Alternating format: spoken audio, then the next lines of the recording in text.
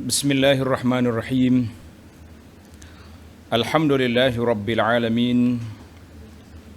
Wa bihi nasta'in ala umuri dunya waddin. Wassalatu wassalam ala al-mab'uthi rahmatan lil alamin, nabiyyina wa habibina wa qudwatina Muhammad ibn Abdullah wa ala alihi wa sahbihi wa man sar ala nahjihi wahtada bihadihi wastanna bisunnati ila yaumiddin. Amma ba'd. Muslimin dan muslimat, para pelajar sekalian, alhamdulillah, hari ini Jumaat 25 Jun 2021, kita panjatkan kesyukuran pada Allah Azza wa Jalla kerana dengan limpah karunia izin Allah kita dapat meneruskan pengajian kita dalam kitab Riyadhus Salihin, kitab yang disusun oleh Al-Hafizun Nawawi rahimahullahu ta'ala. Ini mengumpulkan hadis-hadis Nabi sallallahu alaihi wasallam dan juga petikan beberapa ayat Al-Quran di permulaan bab untuk kita tadabbur, kita perhatikan daripada ayat-ayat yang dipilih dengan bab yang diperbincangkan. Maka para jemaah sekalian, insya-Allah kita sambung pelajaran kita dalam siri ini bermula bab yang ke-92. Bab 92, tanda pelajar, Babul Waqari Was-Sakinah. Untuk pelajar-pelajar yang ada kitab, cari nombor bab. Kalau saya beri nombor muka surat berbeza. Bab 92. Dan alhamdulillah saya tengok bab ini yang Arabnya dengan yang Melayunya sama dari sudut bab. Bab 92 berbeza dari sudut nombor hadis, mungkin 1-2 lagi, tapi bab masih. Babul Waqar Was-Sakinah. Al-Waqar dengan makna bersikap tenang, As-Sakinah dan tidak gopoh gapah. Tulis As-Sakinah tenang, Al-Waqar tidak gopoh. Letak dalam kurungan, bahasa Kelantan kata tidak belorak. Tidak belorak, mana tak gopoh lah. Sepatutnya bagi setiap orang mukmin sentiasa berada dalam keadaan tenang, menunjukkan kehebatan seorang mukmin, kan, berada dalam keadaan tidak gopoh. Dan kalau ada orang provokasi ke buat benda-benda yang apa-apa yang tidak disenangi, mana kita cool, kata orang. Cool maknanya jangan mudah melompat. Biarlah perkara yang berlaku itu lalu ikut pemikiran kita di hati kita sebagaimana cermin. Cermin ni semua benda boleh pergi tilik depan dia tapi tidak terkesan kepada cermin itu. Wala yata'athar. Ini bandingan. Cermin ni kita tayang apa kat dia, dia tengok belaka. Tapi tidak memberi bekas. Maknanya kita nak hati kita ni, apabila kita ada keimanan, jangan cepat goyah. Jangan cepat gopoh nak menerima maklumat-maklumat. Jadi kita kena tilik dulu, tengok dulu, betul ke tak betul. Ini kita bimbang sekarang ni. Kita ni cepat, dia panggil mudah koyak. Bahasa sekarang, mudah koyak. Sekali timbul video cerita tentang vaksin ni mari daripada Yahudi lah yang tidak halal. Lompat selalu. Kan? Ada seorang pendakwah yang celupar mulut, contohnya cerita berlaku benda yang tidak baik, fahishah di Madinah contohnya. Habis pakat melenting. Sudah rusak. Kita pun tak tahu lagi berita tu. Mana kita, biarlah kita di hati kita ni macam cermin yang dapat menilai, menyuluh. Jangan jadi seperti kespinjah. Orang kata spinjah tu macam ni yang kita buat basuh pinggan, apa panggil? Span. Span tu dia masuk belaka.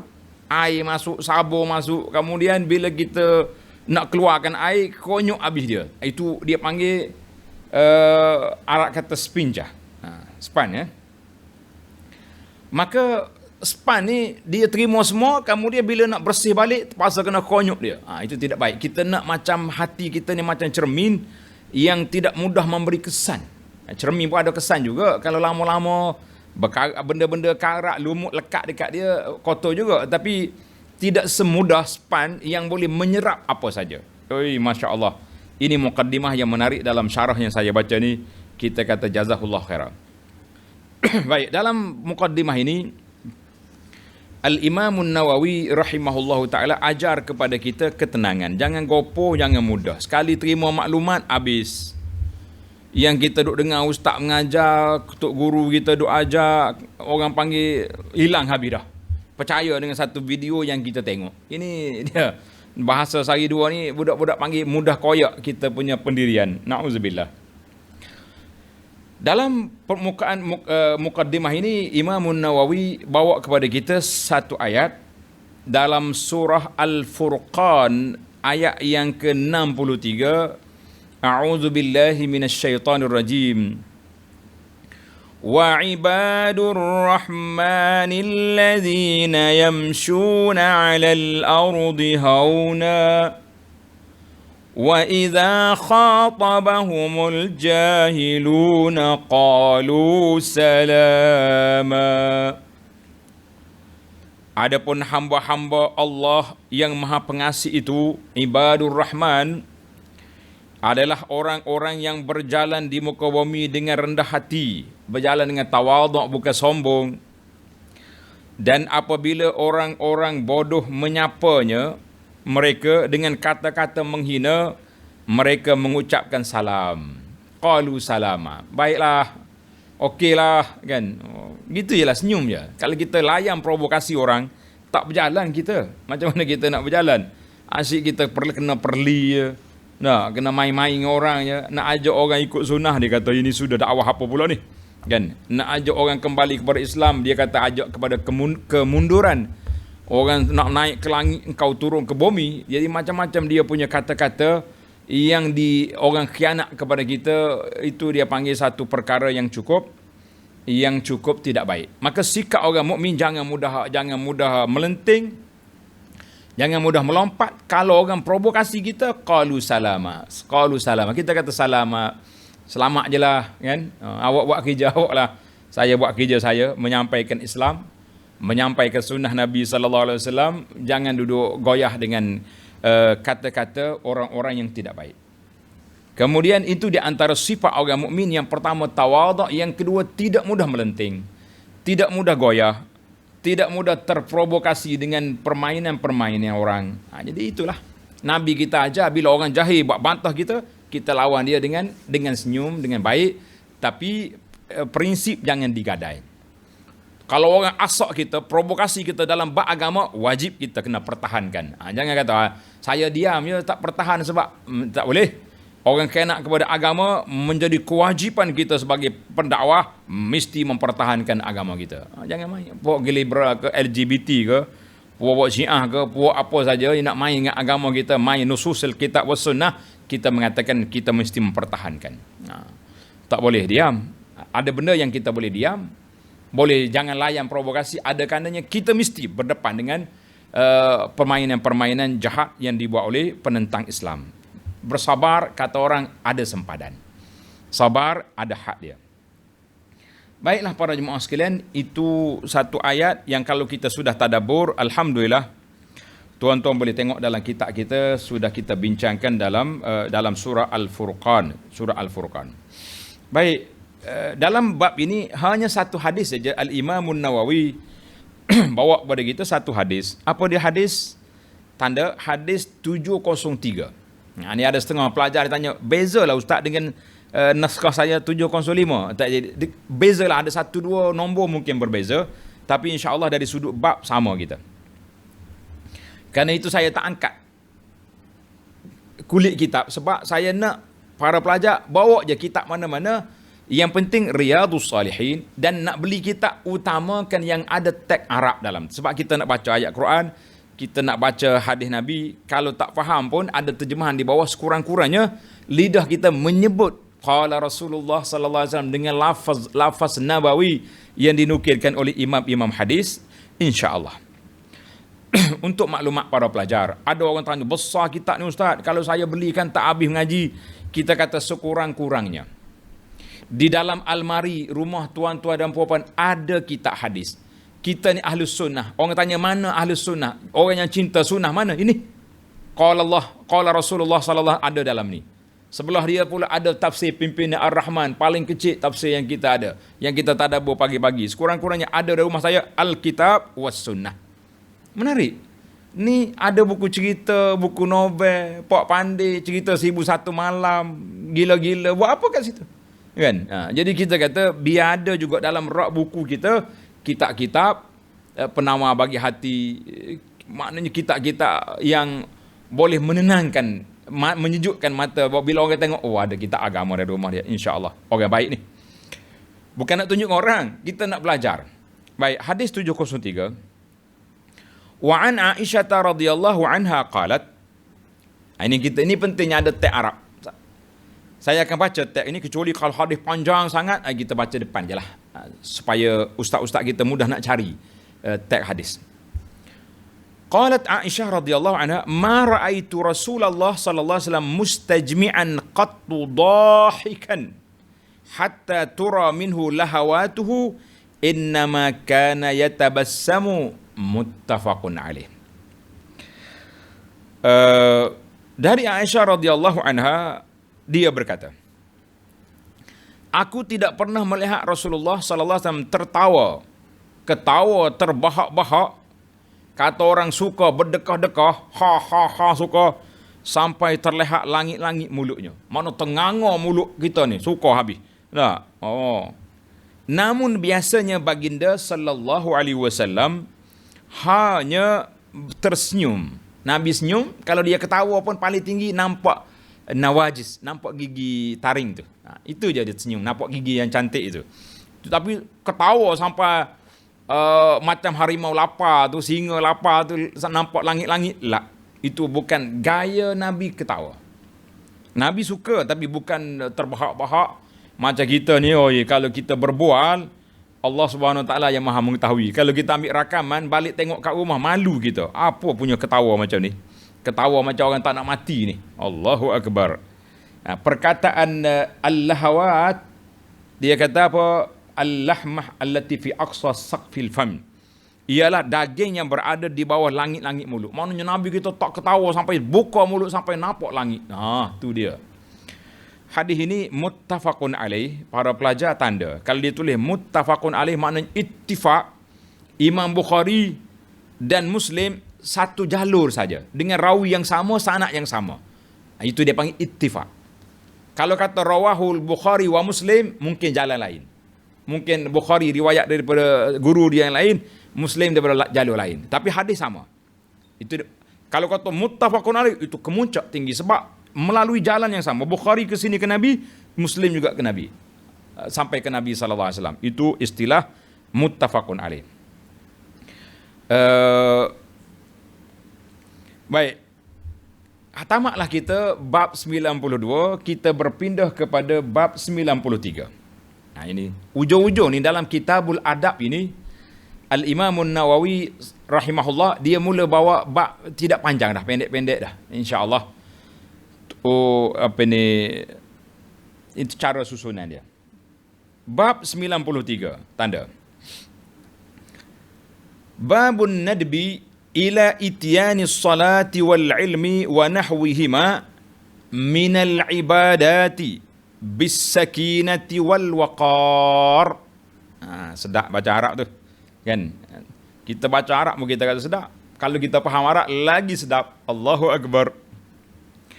Babun nadbi, bab galakkan, disunatkan pergi menunaikan solat, pergi ke majlis ilmu, pergi menunaikan ibadat, haji ke, nak pergi melontar ke, nak tawaf ke, sa'i ke, nak pergi tempat mengaji ke, apa saja, bisakinati wal waqar, dengan tenang dan berjalan secara perlahan, tidak berlari.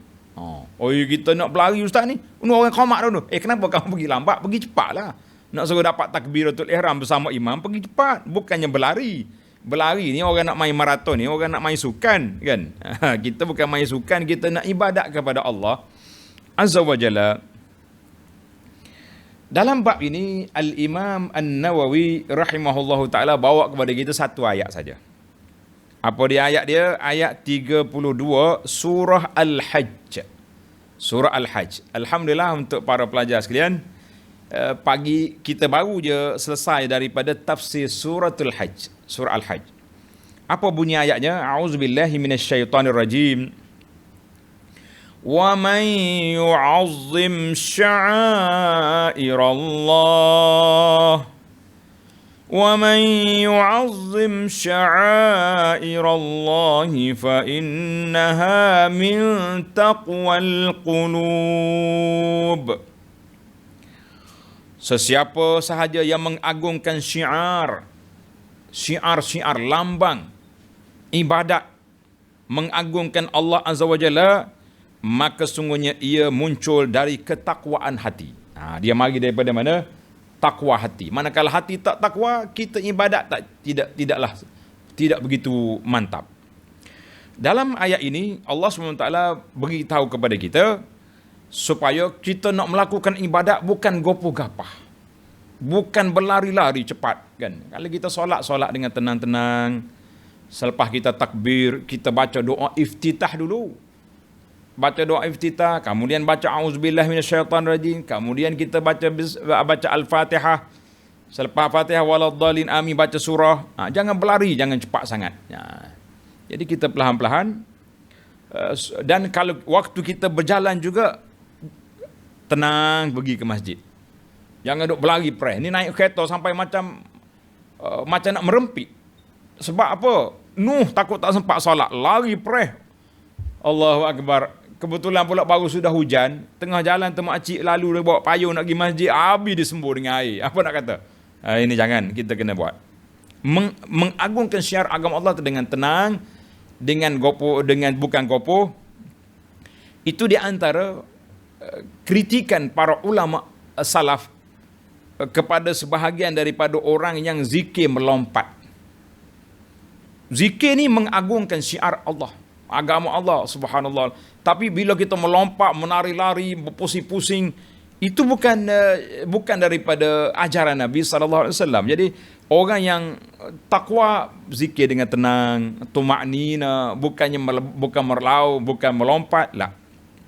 Baik, tanda tuan-tuan, kalau nak tengok panjang huraian, ambil tafsir kita suratul Hajj ayat 32.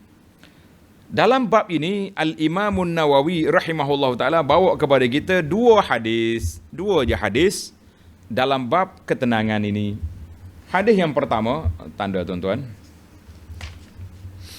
Hadis yang pertama nombor 704. Nombor 704. Wa an Abi Hurairah radhiyallahu anhu qala Sami'tu Rasulullah sallallahu alaihi wasallam yaqul Idza uqimatis salatu fala ta'tuha wa antum tas'auna wa atuha wa antum tamshun wa 'alaikumus sakinah fama adraktum fasallu wa ma fatakum fa'atimmu. Muttafaqun alaih. Sekali lagi hadis ini muttafaqun alaih. Baik, maksud dia daripada Abu Hurairah radhiyallahu anhu, dia berkata, aku mendengar Rasulullah sallallahu alaihi wasallam bersabda, jika iqamat solat sudah dikumandangkan, idza uqimatis solah, Allahu akbar, kita mendengar, janganlah kalian mendatanginya, pergi ke tempat solat dengan tergesa-gesa, berlari kita, jangan kan. Tetapi datangilah dengan berjalan dalam keadaan tenang. Apa yang kamu dapat maka ikutilah, apa yang kamu tertinggal maka sempurnakanlah. Hadis ini alhamdulillah juga muttafaqun alaih, dikeluarkan oleh Imam Bukhari dan Muslim. Dalam riwayat Muslim ada tambahan. Imam Muslim kata apa? Fa inna ahadakum idza kana ya'midu ila salati fahuwa fi salat. Ini dia panggil illah. Kenapa kita tak boleh berjalan gopo-gapa cepat-cepat? Kenapa? Apabila seorang di antara kamu berniat mendatangi solat, maka dia sudah terhitung dalam pahala solat. Kita duduk di rumah, ambil wuduk siap-siap. Nak gimana tu? Masjid. Menunaikan solat berjamaah. Kita keluar dari rumah, malaikat sudah tulis solatun, solatun, solatun. Kerana itu dalam hadis lain, Nabi kita larang main patah tangan ni. Tengah duduk berjalan nak pergi masjid, duduk main pak lah. Orang solat tak main macam ni. Ini orang tak khusyuk, kan? Itu kena berjalan tenang-tenang. Maka dalam hadis ini, para pelajar sekalian, tanda. Hadis ini, fiqhul hadis, mengajar kepada kita apa? Yang pertama, jangan berlari, berkejar, pergi ke masjid untuk dapat takbiratul ihram ataupun sempat berjamaah dengan imam, sebab itu menghilangkan khusyuk. Bila kita berlari sampai tu kita termengah aja lah. Bukannya tenang kan? Habis kalau nak dapat takbiratul ihram, pergi awal. Bukan pergi lambat berkejar. Lah, pergi awal dapatlah insya-Allah. Yang kedua, sepatutnya orang yang berjalan ke masjid tenang. Kenapa? Sebab dia telah mendapat pahala solat. Tuan-tuan dan puan-puan yang berwuduk di rumah, keluar dari rumah, pergi ke masjid, itu sudah dikira solat. Itu pahala kita. Masya Allah, tabarakallah. Sampai kita balik. Ini dak ni tengah sambil nak pergi masjid, duduk atas kereta, dengar lagu pula. Macam mana malaikat nak kontra ni, nak tulis ni? Solat ke apa benda ni? Yang duduk atas motosikal, mari sebatang. Aduh. Dah, sampai dekat masjid, campak pula. Dia punya putung, entah dekat tangga masjid. Masuk tong sampah pun tidak. Kita kata lagi dia punya langgar SOP. Salatul jamaah. Rugi, tuan-tuan. Jadi kita kena besarnya pahala. Tuan-tuan jangan susah hatilah, kan? Kita nak pergi, PKP sekarang. Tunggu lepas PKP, kita serbu masjid. InsyaAllah. Kita penuhkan masjid. Berapa tingkat ada masjid penuh ni tak. Masa PKP tak boleh pergi, menangis. Bila masjid buka, awak tak pergi. Masya Allah, tabarakallah. Yang ketiga. Hadis ini yang ketiga menyatakan makmum, apabila sampai di masjid, imam, apa keadaan imam, kita kena ikut dia.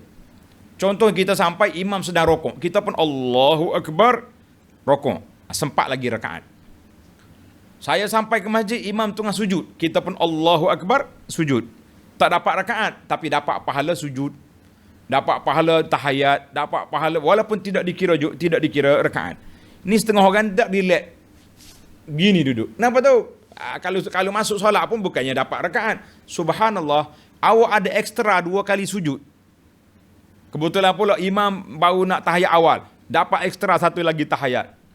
Bukan senang-senang. Kalau kita tambah sendiri, batal solat. Tapi dengan cara kita masbuk, kita dapat solat 3 kali tahiyat. 3 kali tahiyat kalau maghrib. Berapa rakaat, berapa kali sujud? 6 kali sujud kan? Kita dapat 8 kali sujud. Ada ekstra 2. Kenapa? Apa rugi? Tak rugi. Setiap kali sujud kita dapat pahala. Jadi tuan-tuan, bila sampai di masjid, tengok apa keadaan imam, kita ikut je. Jangan tunggu. Ni ramai saya tengok orang tunggu. Berdiri. Relax ya, sambil baca WhatsApp, dia sempat lagi jawab WhatsApp dia punya. Masya Allah, tabarakallah, kan? Jadi tak jawab, masuk imam. Baik, yang keempat, ini satu menarik juga. Ini satu perhatian. Ulama hadis ni dia bincang semua, tuan-tuan. Dia kata adamul isra mustazimul likasratil khutah. Allahu akbar. Maknanya bila kita berjalan slow, banyak langkah. Kalau kita lompat mungkin 100 langkah, tinggal lagi 70. Kan Nabi sebut dalam hadis, likulli khatwatin hasanah. Setiap langkah kita satu kebajikan. Langkah yang kedua dihapuskan kesalahan. Maknanya kalau kita berjalan tenang-tenang 100 langkah. Kita melompat tinggal 70. Itu bacaan ulama hadis dalam masalah ini. Dia fikir jauh, kita pun tak nampak. Siapa yang sempat 1 rakaat bersama imam, bermakna dia dapat pahala berjamaah. Ada ulama kita Syafi'i ini lagi luas. Selagi imam tak bagi salam, masuk boleh pahala berjamaah. Walaupun tidak full, tapi pahala berjamaah tak dapat. Alhamdulillah, tuan-tuan. Baiklah, kita pergi kepada hadis yang kedua dalam bab ini, hadis 705. Wa 'an Ibni Abbas radhiyallahu anhuma annahu dafa'a ma'an Nabi sallallahu alaihi wasallam yauma Arafah. Fasami'a an-nabiy sallallahu alaihi wasallam wara'ahu zajran shadidan wa darban wa sautan lil ibil. Fa asyara bi sautihi ilaihim wa qala ayyuhan nas alaikum bis sakinati fa innal birra laisa bil idha. Rawahul Bukhari wa rawa Muslim ba'dah. Maksud dia, Ibnu Abbas radhiyallahu anhuma menceritakan bahawa pada hari Arafah, waktu hari Arafah, daripada Arafah tu nak pergi ke Muzdalifah, dia turun bersama Nabi sallallahu alaihi wasallam, mana dia naik sekali dengan Nabi. Kemudian dari arah dia ikut Nabi lah pergi haji.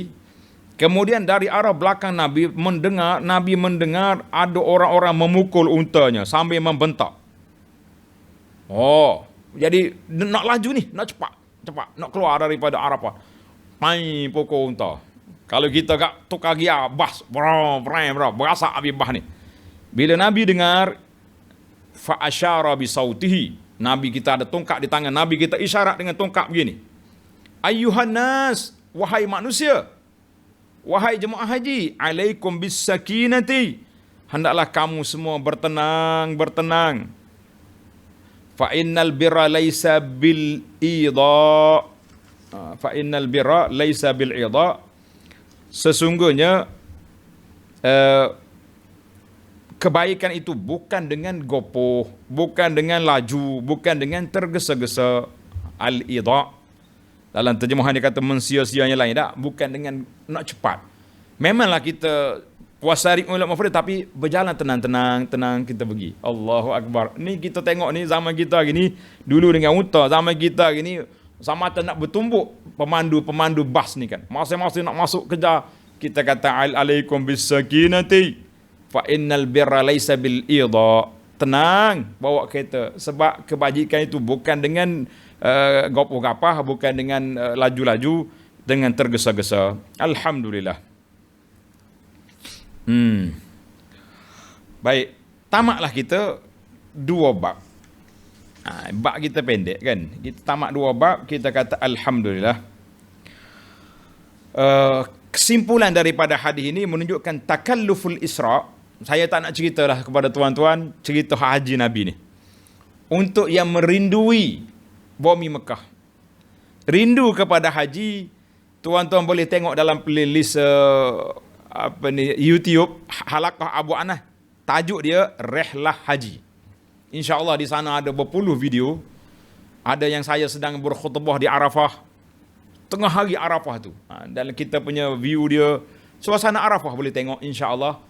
Ada yang kita duduk di tempat sejarah, di tempat Nabi kita, gua di tempat Nabi berperang, di Badar, semua ada. Di tempat-tempat yang sempat saya pergilah kan. Tuan-tuan boleh tengok dalam tajuk dia Rihlah Haji. Baiklah para jemaah sekalian, fiqhul hadis ini dapat kita fahami. Yang pertama, takalluf fil sayri. Kita bekerja-kerja berjalan ni, walaupun nak pergi ke masjid, bukanlah satu sunnah yang dianjur oleh Nabi sallallahu alaihi wasallam. Nabi kita berjalan, bila ada kosong depan, dia lajukan sikit unta dia. Bila ada nampak jam, slow. Begitulah keadaan Nabi sallallahu alaihi wasallam. Yang kedua, syafaqatur Rasul. Nabi kita ni sallallahu alaihi wasallam bersifat dengan kasihan belas, menyayangi umatnya yang begitu sekali. Bila Nabi tengok kelang kabut pemandu unta ni, Nabi kata alaikum bisakinah. Pemandu semua tu, ashabul ibil, slow, jangan laju, jangan gopoh. Allahu Akbar. Pengalaman saya waktu pergi ke Osaka, Jepun, ada benda pelik yang saya tengok. Waktu kita berjalan di bandar, ada traffic light kan depan, isyarat merah. Biasa kereta akan berhenti lah. Tiba-tiba ada motosikal sebelah kereta saya berhenti juga. Ana pun tanya pemandu kita ni, Zul, ni berapa berhenti sini, Zul? Kan merah kat sana. Pergilah depan tu, kan Malaysia kan, kalau motor-motor ni, kalau merah tu, dia duduk depan sekali. Bawah lampu ni. Jepun ni tak, dia duduk sebelah kereta kita. Depan tu kosong lagi. Kita kata, kenapa dia berhenti sini? Sebab merah, dia berhentilah. Merah kan tak boleh berjalan. Kita kata tak boleh berjalan sampai ke traffic light tu. Tapi dia dengar kata lebih. Lebih dengar kata. Dia punya, kadang-kadang saya rasa, betul ke, cerdik ke macam ni, sampai berhenti sini, pergi depan lah. Masya Allah. Biarlah kita tak bincang hak Jepun, kita nak bincang hak kita ni, insya Allah. Ada jugalah benda-benda yang Jepun tu nampak disiplin dia tinggi, tapi kadang-kadang nampak macam cerdik kita pula pada dia kan. Allahul Musta'an. Baik. Kita pergi kepada satu bab lagi, insya Allah. Sempatlah dengan masa yang kita ada ni, satu bab lagi kita ambil. Babu ikram ad-daif. Babu ikram ad-daif. Bab memuliakan, menghormati tetamu. Ini penting dalam hidup kita ni. Kita hidup atas dunia ni mesti ada tetamu datang ke rumah, ataupun kita bertamu ke rumah orang. Kan? Dia dua je, sama ada orang bertamu ke rumah kita atau kita menjadi tetamu di rumah orang. Maka dua-duanya perlu kepada adab. Tuan rumah mesti beradab bila orang datang. Kita yang menjadi tetamu juga beradab dengan tuan rumah. Jangan pula sebelah pihak je beradab, kita tak beradab, nanya kan. Dalam bab ini Al-Imam Nawawi rahimahullahu ta'ala, dia bawa kepada kita ayat kisah Nabi Ibrahim alaihissalam. Nabi Ibrahim ni kisah dia dalam surah Az-Zariyat. Tanda tuan-tuan, surah Az-Zariyat ayat 24 hingga ayat 27. Bagi jemaah yang belum ada kitab, saya harap tuan-tuan beli kitab ni, insya-Allah. A'udzu billahi minasyaitonir rajim. Hal ataka hadisu dhaifi Ibrahim al-mukramin. Ini soalan. Tengok terjemahan dia. Saya akan baca satu ayat. Macam kita ngaji tafsir juga. Sudahkah sampai kepadamu, yakni Nabi kita Muhammad sallallahu alaihi wasallam, cerita tetamu Nabi Ibrahim? Siapa dia tetamu Nabi Ibrahim? Malaikat. Ingat kan? Tuan-tuan kena ingatlah dalam tafsir kita dulu, malaikat nak pergi membinasakan kaum Lut di Qura Sadum. Laut mati sekarang. Sebelum sampai sana, dia berhenti rumah Nabi Ibrahim dulu. إذ دخلوا عليه فقالوا سلاما قال سلام قوم منكرون. Ingatlah ketika mereka masuk ke tempatnya, tetamu-tamu masuk lalu rumah Nabi Ibrahim, lalu mengucapkan salam, mana assalamualaikum. Selamat sejahtera Ibrahim, jangan takut, kami ni orang baik-baik. Ibrahim menjawab, salamun. Waalaikumsalam, sejahtera ke atas kamu semua. Qaumun munkarun, orang-orang yang belum aku kenal ni. Muka-muka ni bukan orang kampung saya ni, orang mana Dari mana kamu ni? Pemuda-pemuda segak, comel, lawa ni. Dari mana ni? Tidak dikenali. Ibrahim tak banyak kerana, walaupun dia tak kenal, apa dia buat? Fara ila ahlihi faja'a bi'ijlin samin.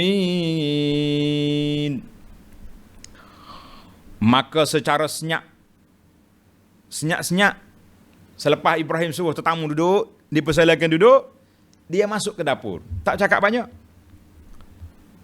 Masuk ke dapur, tanya isteri dia, ada apa? Ada apa, kita ada makanan apa kat dapur ni? Isteri dia kata ada ujlin samin, daging anak lembu, BBQ, daging yang bakar. Dalam ayat lain kata hanis, kan? Hanis ni kalau tuan-tuan pergi ke kedai Arab sekarang, cakap nak hanis, dia bawa mari daging yang dibungkus dalam gosdir, bahasa Arab. Gosdir ni apa dia? Macam aluminium tu. Gosdir. Dia bungkus dalam tu, dia punya daging, kata orang mertua dalu belakang tak nampak. Oh, sedap dia punya rasa, kan? Nak tahu nak cuba tengok apa yang menu Nabi Ibrahim hari tu? Pergi ke kedai Arab, cakap nak haniz. Haniz dengan zal. Haniz, kan? Baik. Ibrahim pergi senyap-senyap, bawa keluar mari ijil, anak lembu yang dipanggang, BBQ, haniz. Oh, sedap. Faqarrabahu ilaihim qala ala ta'kulun. Lalu dihidangkan kepada mereka. Dia bawa makanan letak depan tetamu. Tetamu pula pelik, tak mau makan. Ibrahim kata, ala ta'kulun. Dipersilakan makan. Sila makan. Bila tengok tetamu tak makan, Ibrahim pun rasa susah hati. Ni tetamu apa ni, mari rumah orang tak nak makan. Panjanglah cerita dia. Akhirnya, barulah tetamu dia memperkenalkan diri. Ibrahim, jangan takut. Kami bukan manusia ni, kami ni malaikat. Dalam perjalanan nak pergi ke Qura Sadum untuk binasakan kaum Lut LGBT tu, yang rusak fitrah. Barulah Ibrahim terkejut. Aduh, kita bawa makanan, dia malaikat tak makan pula dah. Allahu Akbar. Baiklah. Dalam ayat yang ringkas ni, tanda tuan-tuan, surah Az-Zariyat ayat 24 hingga 27. Kenapa Allah Subhanahu Wa Taala cerita Nabi Ibrahim ini? Sebab dikatakan bahawa Ibrahim alaihissalam awwalu man dayyafad daif. Nabi Ibrahim lah di antara orang yang pertama menerima tetamu. Dalam budaya-budaya orang lain tak ada. Tetapi budaya Nabi Ibrahim ni dia ada terima tetamu. Kita akan tengok nanti dalam syariat kita, tetamu ni boleh berapa hari pergi rumah orang. Maka dalam di sini, tanda ni pelajar-pelajar, kalau boleh ditulis. Kata-kata ni perlu ditulis dan diposterkan dia. Yang pertama, ayat ini mengajar kepada kita adab menerima tetamu. Yang pertama, bila orang datang ke rumah kita, jangan tanya nak makan ke tak. Ini saya rasa susah hati bila kita pergi rumah orang, dia tanya kita pula, Ustaz, kita makan sini Makan? Rumah awak, bawa mari je lah. Jangan pula tanya makan, kecuali kalau kawan kita ni bahasa memang jenis kaki puasa. Dah, hari tu hari Senin, tanyalah sepatah, puasa ke hari ni? Dah. Cukup, jangan tanya lebih boleh. Jangan tanya. Nabi Ibrahim alaihissalam, dia tak tanya. Bila selesai tetamu duduk, langsung dia masuk ke dapur, tanya isteri, ada apa kat dapur? Kita pun macam tu juga. Tengok kat dapur ada apa, angkat. Satu. Yang kedua, walam yamtanna alaihim awalan. Dia tak bagi tahu, duduk sekejap, saya nak ambil makanan. Kita ni kalau kita cakap dah, tunggu saya nak pergi masak. Jangan, kami baru sudah makan. Kalau kita bisik, bila awak sudah makan? Pagi tadi, sarapan pukul 7 pagi tadi. Sekarang ni sudah pukul 12 tengah hari. Oh, dia tak menipu. Dia kata dia sudah makan, tapi pagi tadi, bukan sekarang. Ibrahim tak bagi tahu dia nak bawa makanan. Dia senyap, dia masuk rumah dia. Yang ketiga, dia bawa kepada tetamu dia makanan yang terbaik yang ada di rumah dia. Jangan pergi dalam peti, tanya isteri, kan? Tengoklah, lauk-lauk hak lama-lama tu, hak 2-3 minggu, keluar kita jamu orang ni makan. Lah, kita bawa yang baru dimasak. Baru betul. Kan? Berapa dah kita? 3. Kebetulan di rumah dia ada ijlin samin, ada anak lembu yang dipanggang, rezekilah, makanlah dia. Yang keempat, faqarrabahu, kita kena bawa hidangan tu pergi letak depan tetamu. Oi Ustaz, rumah besar ni macam mana nak buat, kan? Rumah besar, dia ada bilik makan, ada meja makan khas. Boleh tak boleh macam tu? Boleh. Tetapi eloknya kita kalau tetamu ada kat sini, makanan pun bukannya nak bawa banyak, satu bekas, satu kuih, bawa je letak depan tetamu. Faqarrabahu ilaihim. Bahkan Nabi Ibrahim tak suruh dia orang tu angkat. Sepatut bila tamu datang, jangan kita letak makanan, kita suruh tetamu tu isi makanan. Isi ambil air, ambil sendiri air. Lah. Kita yang tuang air dalam gelas, teh ke apa benda, kita yang tuan beri kepada setiap orang tetamu. Itu adab yang baik. Kan? Dan jangan suruh makan. Jangan suruh makan. Cuma kita kata ala takul, dipersilakan makan. Jemputlah saudara-saudara semua, silakan makan. Ini saya tengok di antara benda yang kita kena perhatikan. Setengah orang ni macam dia paksa kita dah. Oh, makan. Oh, tambah. Jadi kita nak tambah pun jadi terhenti seketika. Malu tambah apa. Duk diam-diam lah. Angkat makanan, letak depan tu. Saya nak tambah, saya tambah. Ni suruh tambah. Ustaz, bagus tambah sekali tu, tambah sekali lagi. Tadi kau buka rahsia aku kan. Ya, ini jangan. Ini semua ni ada yang menyusahkan kawan-kawan mari rumah. Jangan kita buat macam ni. Jangan buat seperti itu. Baiklah para jemaah sekalian. Banyak lagi lah sunnah-sunnah Nabi.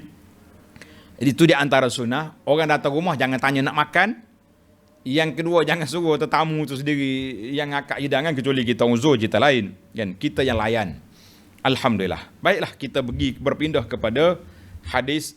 Ada 2 hadis je dalam bab ini. Hadis yang ada satu lagi ayat. Ayat kisah tadilah, kisah siapa tadi?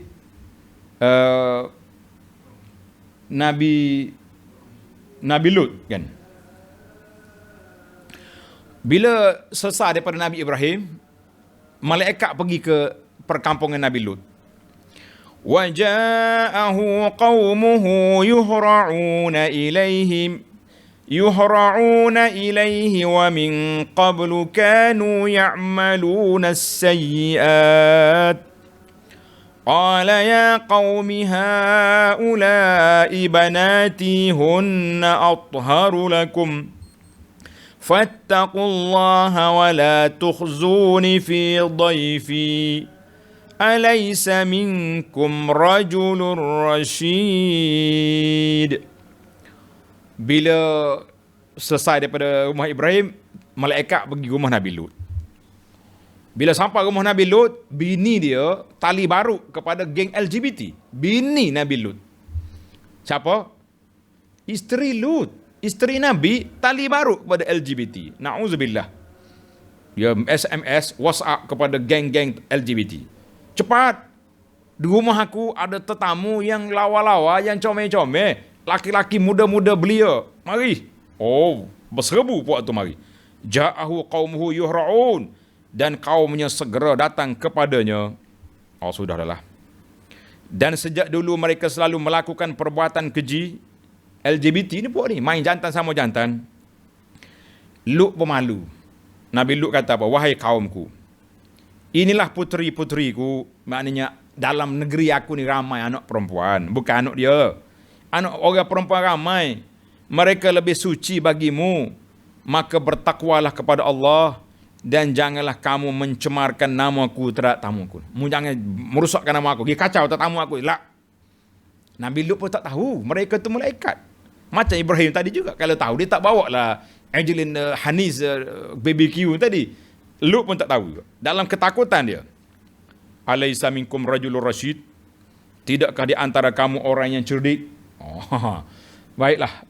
Jadi tetamu, bila tengok Nabi Lut menggelabah, kelang kabut, takut, dia kata, Lut, inna rusulu rabbik.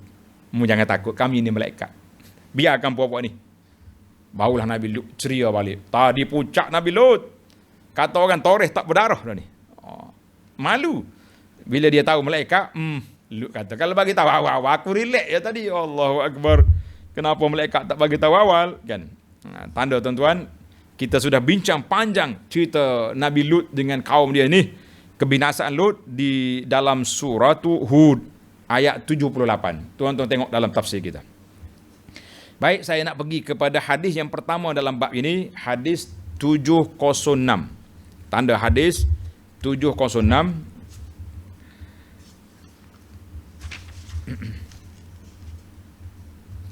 Wa an Abi Hurairah radhiyallahu anhu qala anna an-nabiy sallallahu alaihi wasallam qala man kana yu'minu billahi wal yawmil akhir falyukrim dhaifahu. Wa man kana yu'minu billahi wal yawmil akhir falyasil rahimahu. Wa man kana yu'minu billahi wal yawmil akhir falyaqul khairan aw liyasmut. Muttafaqun alaih. Maksudnya, sesiapa yang beriman kepada Allah dengan hari akhirat. Nabi letak siapa dia? Orang yang betul-betul beriman Allah hari akhirat, ini sifat dia. Kitanya orang beriman, alhamdulillah. Sifat yang pertama, tanda tuan-tuan. Hendaklah dia memuliakan tetamu dia. Orang mulia tamu, itu tanda orang beriman. Yang kedua, siapa yang beriman kepada Allah hari akhirat, hendaklah dia menyambung silaturrahim. Jangan duk kelahi balah adik-beradik, anak-beranak, jangan. Yang ketiga, sesiapa yang beriman kepada Allah dengan hari akhirat, hendaklah dia berkata baik atau diam. Kita hari ni dua-dua tak berlaku ni. Berkata baik pun tak, diam pun tidak. Komen segala komen-komen atas dunia ni. Habis rusak habis dunia dengan sebab komen-komen yang tak beretika, tak beradab. Na'udzubillah. Jadi kita jadilah orang baik, muliakan tetamu, hubungi silaturahim, berkata benar ataupun diam. Cukuplah tu. Hadis ini muttafaqun alaih sekali lagi. Baik para jemaah sekalian, hadis yang ke-707 yang terakhir dalam bab kita ini, wa an Abi Shuraih Khuwailid bin Amr al-Khuzai radhiyallahu anhu qala sami'tu Rasulullah sallallahu alaihi wasallam yaqul man kana yu'minu billahi wal yawmil akhir falyukrim dhaifahu jaizatahu. Qalu wa ma jaizatuhu ya Rasulullah? Qala yawmuhu wa lailatuhu wadhiyafatu thalathatu ayyam fama kana wara'a dhalika fahuwa sadaqatun alaihi muttafaqun alaih. Tengok. Maksudnya daripada Abu Shuraih Khuwailid bin Amr al-Khuzai, dia berkata, aku mendengar Rasulullah sallallahu alaihi wasallam bersabda, sesiapa yang benar-benar beriman kepada Allah dan hari akhirat, hendaklah dia muliakan tetamunya, wa jaizatahu, dan melayaninya. Mulia satu, layan. Sahabat bertanya, apa maksud melayani tetamu?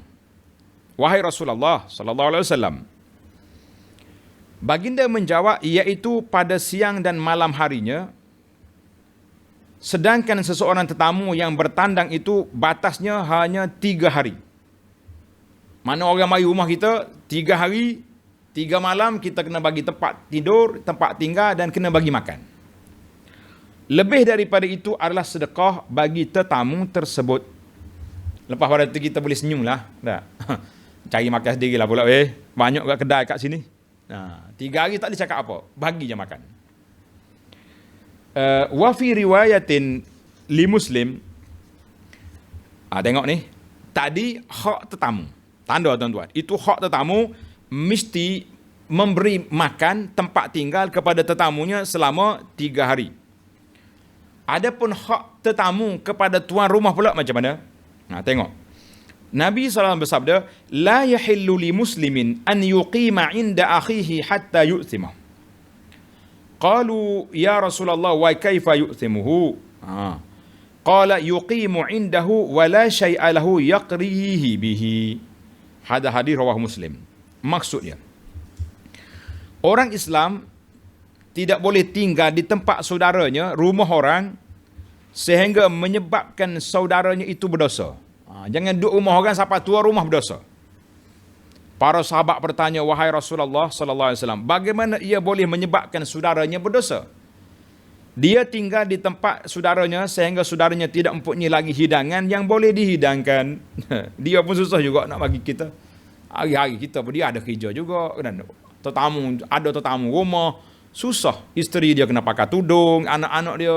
Jadi ihraj orang panggil, mengganggu. Setakat 3 hari bolehlah. Baiklah para jemaah sekalian, kita sudah belajar dua-dua hak. Hak tetamu dan juga hak tuan rumah. Maka dalam hadis ini menunjukkan kepada kita beberapa perkara. Yang pertama, ikramud dhaif, menghormati tetamu adalah satu kewajipan bagi seorang muslim. Dan dia menjadi tanda al-imanu billahi wal yawmil akhir. Tanda orang itu beriman kepada Allah, yang benar-benar beriman, dia menerima tetamu, menghormati tetamu dan melayaninya. Yang kedua, hak tetamu iaitulah setakat 3 hari itu kewajipan. Masuk hari yang keempat, kita boleh relax cakap. Bang, sebelah rumah saya ni, belah kanan ni ada nasi lemak ada, belah kiri ada roti canai, abang pilih nak mana pergilah.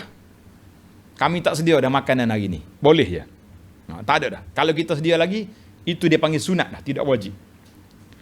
Yang ketiga, tetamu mesti sedar, insaf. Kita menumpang di rumah orang, jangan sampai menjadikan tuan rumah berdosa sebab tak beri kita makan, kerana dia pun tidak ada makanan. Jadi itu je lah.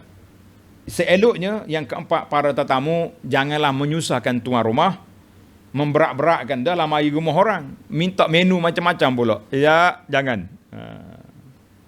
Begitulah suasananya muslimin dan muslimat. Itu dia panggil hak tetamu. Panjang lagi lah hak tamu, tapi memadailah dengan apa yang disebut oleh Imam Nawawi dalam kitab kita ini. InsyaAllah kita akan sambung lagi dalam bab yang ke-95 dalam siri yang akan datang. Untuk maklumat para pelajar, kuliah kita pada siri ini adalah merupakan siri yang ke 108 dan semua siri dari 1 sampai ke saat ini insya-Allah tersusun dalam YouTube Halaqah Abu Anas Madani. Cari Syarah Riyadhus Shalihin dari awal kitab. InsyaAllah nanti kita bagi link. Tuan-tuan yang beli kitab boleh menadah kitab dari awal kitab. Sepanjang PKP ni biar khatam 108 siri. InsyaAllah. InsyaAllah tuan-tuan. Mudah-mudahan Allah Ta'ala rezekikan kita iman yang mantap. Kita akan sambung lagi pelajaran kita dalam bab yang ke-95. Bab istihbabit tabsyir wa tahni'ati bil khair, dalam siri yang akan datang. Subhanakallahumma wa bihamdika asyhadu an la ilaha illa anta astaghfiruka wa atubu ilaik. Wa sallallahu ala nabiyyina Muhammadin wa ala alihi wa sahbihi ajma'in walhamdulillahi rabbil alamin. Wassalamu alaikum warahmatullahi wabarakatuh.